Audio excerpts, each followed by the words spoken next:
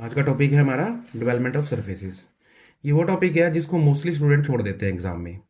वो बुक खोलते हैं, देखते हैं इतनी बड़ी बड़ी फिगर्स बनी हुई है, उन फिगर्स को देख के डर जाते हैं। उनको लगता है कि ये तो पता नहीं कितना मुश्किल टॉपिक है। लेकिन आज मैं आपको इस टॉपिक को बिल्कुल ईजी मेथड से कराऊंगा ताकि आप हर कोई क्वेश्चन सोल्व कर सको इसका। तो सबसे पहले भी डेफिनेशन देख लेते हैं इसकी। क्या डेफिनेशन है? Development is the unfolding a 3D object. अब क्या लिखा हुआ है? अनफोल्डिंग अ 3D ऑब्जेक्ट। भी कोई भी एक 3D ऑब्जेक्ट है उसको मैंने अनफोल्ड करना है। ठीक है, उसको मैंने अनफोल्ड करना है on to a 2D plane to create pattern. तो भाई जैसे कि आप देख रहे हो 3D शेप है, ये क्या है? एक सिलेंडर है। अगर मैं इसको अनरैप करूंगा, मतलब इस सिलेंडर को काट दिया मैंने, मान लो बीच में से यहां से कट मारा और इसको मैंने खोल के इसको स्ट्रेच आउट कर दिया, तो क्या बनेगा? ये एक रेक्टेंगुलर शीट ही तो बनेगी। ठीक है ना? तो ये जो रेक्टेंगुलर शीट बनाई है मैंने, इसी को बोलते हैं भाई डेवलपमेंट। तो जो ये रेक्टेंगुलर शीट बना दिया आपने, ये क्या है? हमारी डेवलपमेंट। ये सिलेंडर है, सिलेंडर को अगर हम खोलेंगे तो वो क्या बनेगा? एक रेक्टेंगुलर शीट बनेगा।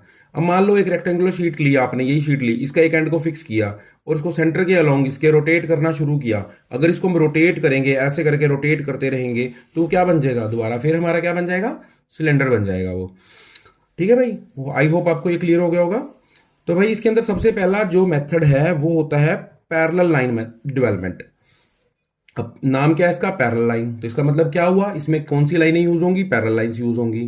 तो इसकी डेफिनेशन देखो क्या है? This method uses the parallel lines to construct the expanded patterns of each 3D shape. भी इस मेथड के अंदर हम पैरेलल लाइंस का इस्तेमाल करेंगे, पैरेलल लाइंस का इस्तेमाल करेंगे पैटर्न्स को बनाने के लिए। जो 3D शेप है ना, उसके जो हम पैटर्न बनाएंगे उसके अंदर हम पैरेलल लाइंस का नाम इस्तेमाल करेंगे, इसीलिए इसका नाम हमने रखा है पैरेलल लाइन डेवलपमेंट। ठीक है भाई, इस मेथड में क्या होता है? This method divide the surface into a series of parallel lines to determine the shape of a pattern. तो इस मेथड के अंदर क्या कर लेते हैं हम? सरफेस को सीरीज ऑफ पैरेलल लाइंस में डिवाइड कर लेते हैं उसकी ट्रू शेप को बताने के लिए। इसके एग्जांपल होते हैं प्रिज्म और सिलेंडर। देखो भाई, ये सिलेंडर मैंने बनाया हुआ है, ये रेक्टेंगुलर शीट बन गई इसकी। तो आप देखोगे इसकी जो डेवलपमेंट है, ये मैंने पैरेलल लाइंस लगाई हैं। इसका मतलब क्या हुआ? इसने इस पूरे सेगमेंट को, इस रेक्टेंगुलर शीट के सेगमेंट को पैरेलल लाइंस में डिवाइड कर दिया। ठीक है, अब इसका चलो क्वेश्चन करके देखते हैं एक सिलेंडर का, जो आपको एग्जाम में आता है। उसके बाद आपको ये टॉपिक अच्छे से क्लियर हो जाएगा। तो भाई क्वेश्चन देख लेते हैं। क्वेश्चन क्या दिया हुआ है? क्वेश्चन दिया हुआ भाई, a right cylinder of base diameter 40 mm and height 70 mm is resting on its base in HP। अब क्या दिया हुआ है आपको? एक राइट सिलेंडर दिया हुआ है। सिलेंडर क्या होता है भाई? एक सिलेंड्रिकल ऑब्जेक्ट हो गया। मान लो ये मैंने दो लाइनें लगा दी भाई, और ये एक सर्कुलर शेप नीचे बनेगी इसकी, एक सर्कुलर शेप ऐसे बनेगी। तो ये क्या भाई? हमारा एक सिलेंडर है। ठीक है, एक्सिस कौन सा होता है इसका? एक्सिस होती है इसकी सेंटर वाली लाइन। ठीक है, एक्सिस होगी इसकी सेंटर वाली लाइन। तो ये देखो, मैंने एक सिलेंड्रिकल ऑब्जेक्ट लेके आया, ये एक सिलेंड्रिकल ऑब्जेक्ट है भाई। ठीक है जी, इसकी जो हाइट दी हुई है वो दी हुई है 70 mm, यहां से लेकर यहां तक हाइट 70 mm है। और जो इसका डायमीटर दिया हुआ है, ये ऊपर वाला जो डायमीटर दिया हुआ है 40 mm। ठीक है, अभी कह रहा है कि resting on its base in HP। अब जिस प्लेन पे मैं काम कर रहा हूं, जिस शीट पे मैं काम कर रहा हूं, वो हॉरिजॉन्टल प्लेन है मेरा। तो ये कह रहा है कि ये जिसका बेस है, ये नीचे वाला हिस्सा है या ऊपर वाला हिस्सा, कोई भी, ये HP के ऊपर रखा हुआ है ऐसे। ठीक, और इसकी जो एक्सिस है परपेंडिकुलर टू HP है, यानी कि ये जो लाइन ड्रॉ की है मैंने, ये लाइन परपेंडिकुलर टू HP है। तो इसका मतलब क्या हुआ? सिलेंडर मेरा कैसे पड़ा हुआ है? सिलेंडर मेरा ऐसे पड़ा हुआ है भाई। ये सिलेंडर हमने ऐसे रख दिया, ये एक्सिस है जो हमारी, ये इसकी एक्सिस ड्रॉ कर दी हमने। तो कहने का मतलब ये हुआ, ये ऐसे रखा हुआ है हमारा। ठीक है, अब इसकी जो एक्सिस है वो पैरेलल टू VP भी हो गई है, क्योंकि सामने वाली दीवारें हैं जो, वो हमारी वर्टिकल प्लेन है।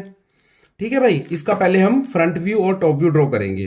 अब देखो भाई, फ्रंट व्यू क्या बनेगा इसका? अगर ये सिलेंडर हमारे सामने ऐसे पड़ा हुआ है, तो ऊपर से अगर मैं इसे देख रहा हूं, तो टॉप व्यू क्या बनेगा इसका भाई? एक सर्कल बनेगा, ऐसे एक हमारा सर्कल बनेगा। और फ्रंट व्यू क्या बनेगा? जब इसे हम इधर से देखते हैं, तो फ्रंट व्यू बनेगा भाई एक रेक्टेंगल। ठीक है ना?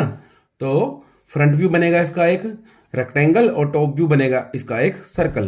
तो आपको क्या करना है? यहां पे इस लाइन, एक पहले एक रेफरेंस लाइन लगा ली आपने, जैसे ये रेफरेंस लाइन है, ये रेफरेंस लाइन लगाई हमने। इसके बाद नीचे एक सर्कल ड्रॉ करना है आपको कितने एमएम का, 40 mm डाय का। यानी कंपास आप खोलोगे, 20 mm की कंपास ओपन करोगे आप और एक सर्कल लगा लोगे। ठीक, उसके बाद आप इस वाले एंड्स को ऊपर लेके जाओगे और यहाँ पे एक रेक्टेंगल ड्रॉ कर दोगे। ये जो रेक्टेंगल है ना, ये रेक्टेंगल हमने ड्रॉ की है, इसकी हाइट कितनी रखनी है, 70 mm, क्योंकि 70 mm हमें दी हुई है। और इसका जो डाया होगा, डाया दिया हुआ है हमें 40 mm। ठीक है भाई, तो सबसे पहला काम आपने ये करना है।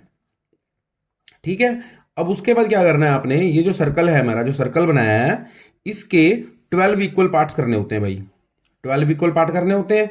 अब जो सर्कल और सर्कल है, सर्कल के अंदर टोटल एंगल कितने का हो गया, 360 का। इसको मैं 12 से डिवाइड करता हूं तो 30 डिग्री, यानी कि हर एंगल एक 30 डिग्री का बनेगा। यानी आपने क्या करना है, 30 डिग्री के एंगल पे आपने इसके अंदर 12 एंगल्स बनाने हैं। ठीक है भाई, 12 पार्ट में इसको डिवाइड कर देंगे हम। तो ऐसे करके कुछ मैं आपको रफली दिखा रहा हूं बना के। तो मतलब इस तरह से इसके 12 पार्ट करने हैं आपने। ठीक है, अब ये मैंने इसको प्रॉपर वे में बना दिया भाई। मैंने क्या किया, सबसे पहले एक डायमीटर लिया, कितना, 40 mm का डाया का सर्कल बनाया और उसके ऊपर मैंने एक रेक्टेंगल बना दी जिसकी हाइट हमें दी हुई है 70 mm। आई होप यहां तक क्लियर हो गया होगा आपको। ठीक है जी, तो हमने क्या किया भाई, इसके अंदर एक ये सर्कल लगाया था और ये 70 mm का हमने रेक्टेंगल बना लिया। अब जो पॉइंट्स हैं मेरे, ये इन पॉइंट्स को मैंने नेमिंग कर ली। यहां से शुरू किया मैंने 1 2 3 अप टू 12 तक मैंने इनकी नेमिंग कर ली। अब देखो ये 12 और 2 है, ये दोनों एक ही लाइन में है, यानी एक दूसरे के ऊपर ओवरलैप कर रहे हैं। यहां से मैं लाइंस को ऊपर लेकर गया। ठीक है जी, तो ये पॉइंट आ गया मेरा 12 डैश और 2 डैश। सेम सिमिलरली 11 और 3 ओवरलैप कर रहे हैं, तो 11 डैश और 3 डैश। फिर 10 और 4, 10 डैश 4 डैश। उसके बाद 9 और 5 कर रहे हैं, 9 डैश 5 डैश, 8 डैश 6 डैश और 7 डैश।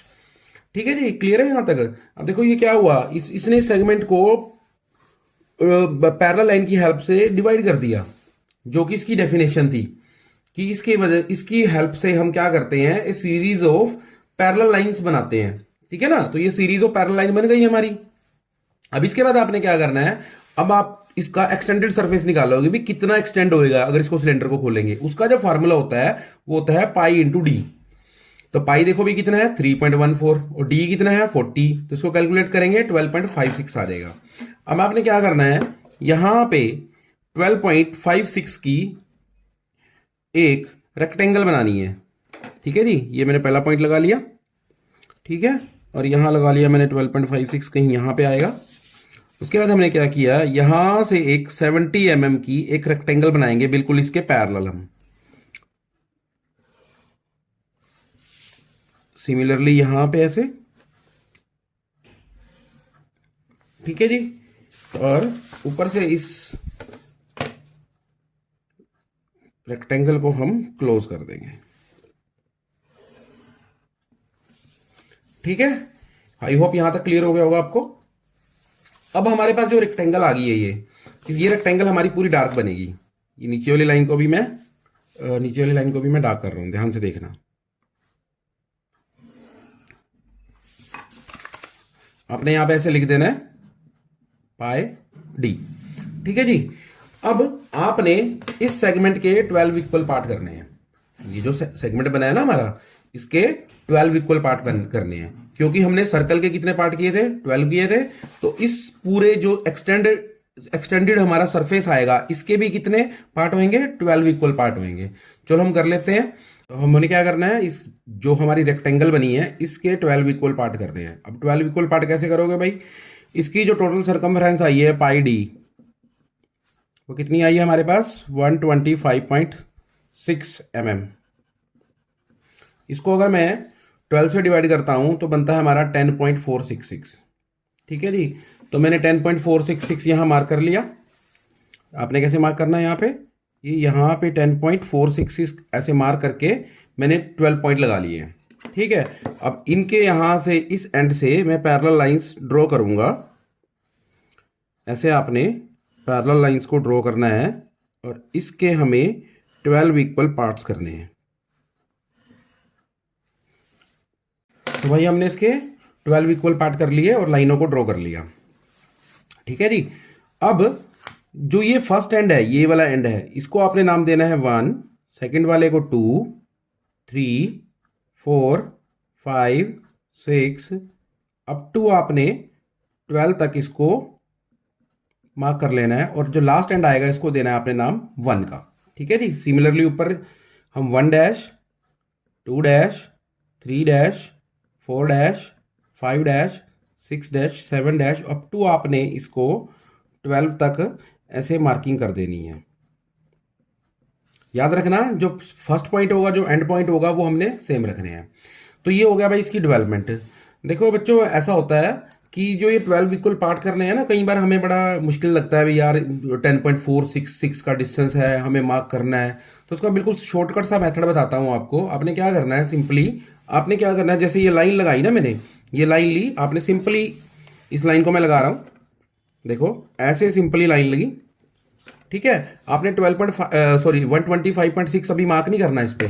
आपने क्या करना है, कंपस ओपन करनी है भाई, कंपस ली, और कंपस की हेल्प से, with the help of compass, आपने ये जो आर्क लगाई है ना सर्कल में, देखो ये आर्क लग रही है सर्कल में, आपने इनको मेजर कर लेना और सिंपली इसके ऊपर